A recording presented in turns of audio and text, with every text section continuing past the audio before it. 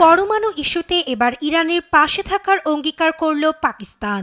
সোমবার তেহরান সফরকালে ইরানের president Masoud পেজেকশিয়ানের সঙ্গে এক বৈঠকে অংশ নেন পাকিস্তানের প্রধানমন্ত্রী শাহবাজ শরীফ।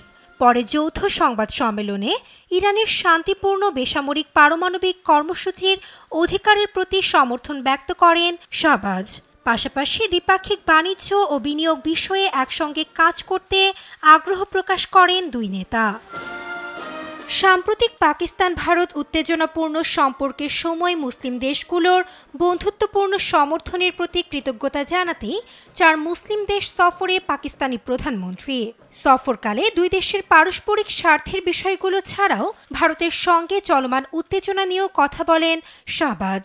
এ সময় শান্তির স্বার্থে পানি, বাণিজ্য ও সন্ত্রাস দমন সহ বিভিন্ন বিষয়ে দিল্লির সঙ্গে আলোচনা করতে ইসলামাবাদ প্রস্তুত বলেও জানান।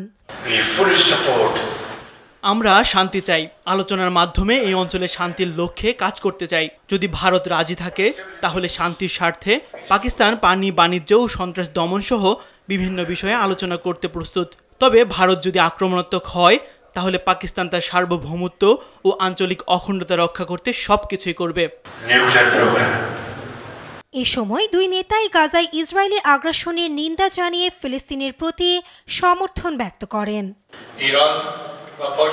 ইসলামিক সহযোগিতা সংস্থার সক্রিয় সদস্য হিসেবে ইরান ও পাকিস্তান ফিলিস্তিনি স্বার্থ ও গাজার নিরস্ত্র জনগণের প্রতি সমর্থন জানায়।